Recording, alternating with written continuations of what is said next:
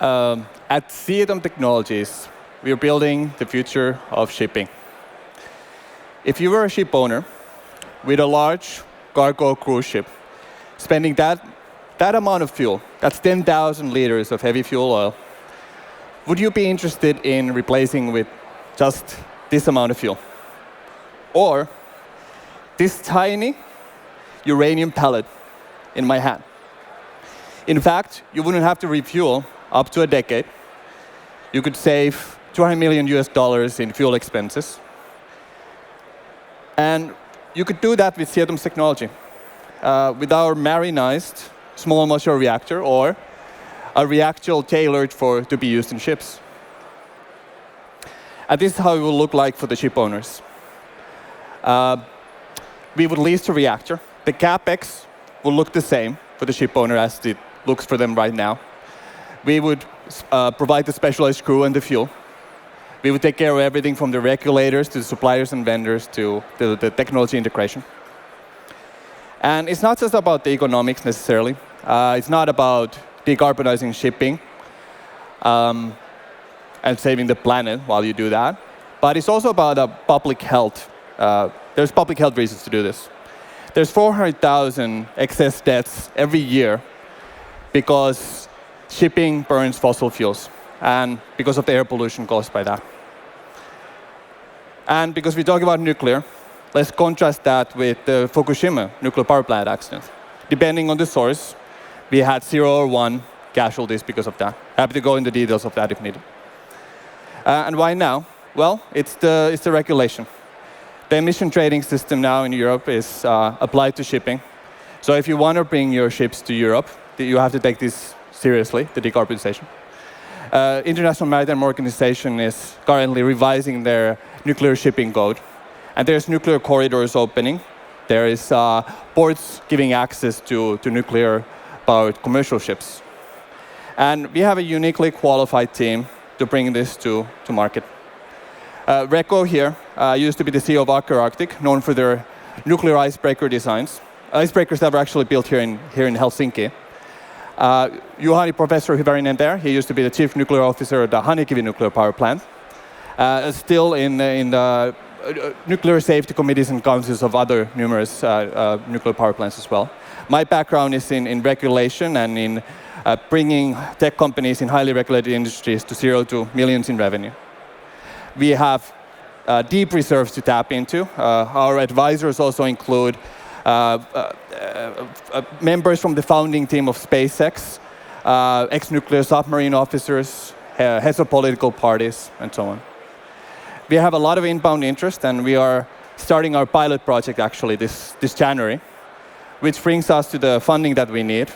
Well, actually, the entire roadmap that to go through, we need $107 million, half of which is public funding. That's for the entire roadmap. We are now raising just $10 million. And to contrast that with the opportunity, there is $2 billion in recurring revenue just installing and leasing hundreds of these reactors in $1 trillion market. Thank you. And this is a little glimpse for you, actually. We are focusing on other ship types, but with our NS Finlandia consortium and our corporate partners, this is something we've been designing, a zero-emission future of shipping. Thank you.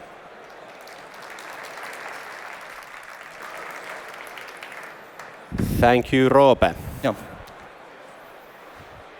Who wants to begin? I can begin. I'm just actually wondering, how expensive is it? Well, the way we're doing it, we're just marinizing the reactor and not building it from scratch. And if you think about the ship owner, we're kind of leasing it. So the amount in fuel expenses that they save, that's $500 million in current fossil fuel prices. That's 3 or 5x in synthetic green fuels. So whatever they save, they would kind of pay from the saved fuel expenses on the leasing and the service business model.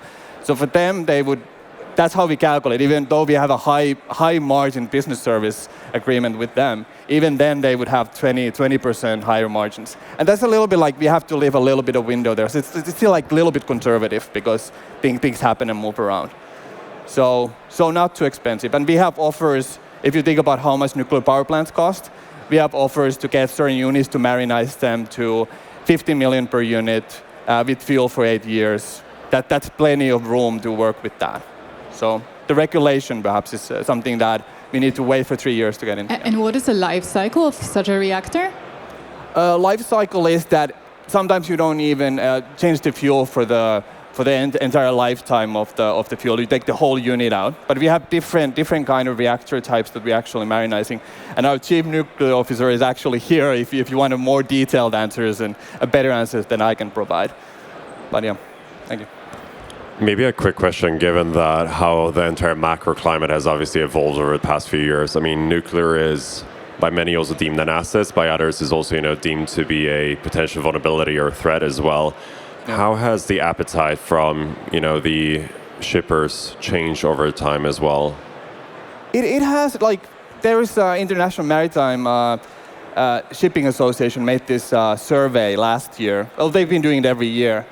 And from last year, the previous year, the nuclear went up 150% in how viable they think this is for the next decade.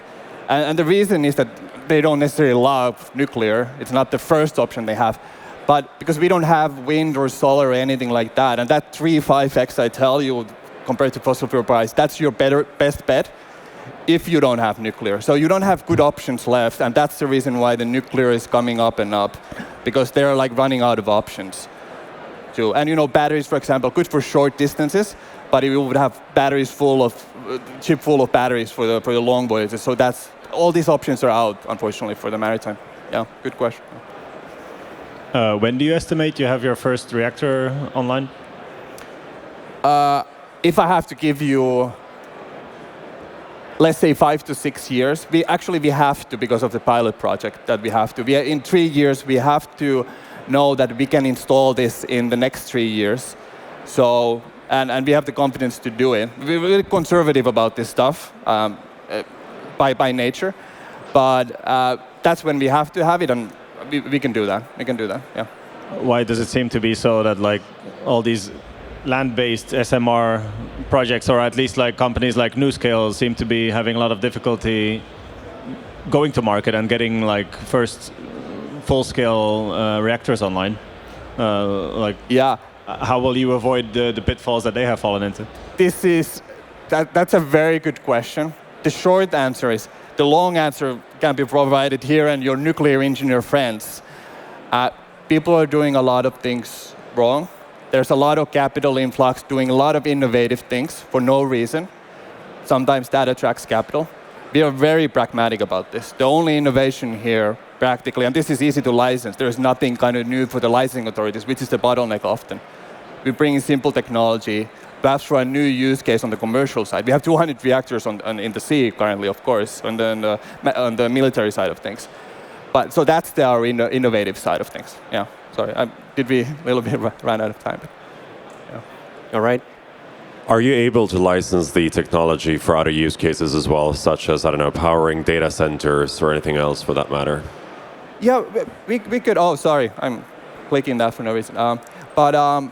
But yes, of course we can. And for shore power, for example, we can provide. That's on the regulation as well. That the ports have to provide energy for the ships now. That they don't burn the fossil fuels onto the city, which is a huge problem.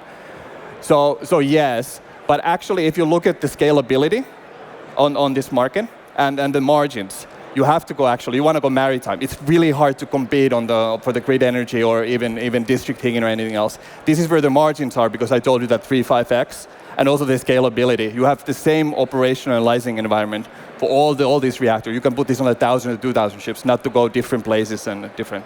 So yeah. All right. Sorry. Our time is up now. Thank you, Roope. No, thank you for the questions. Thank you.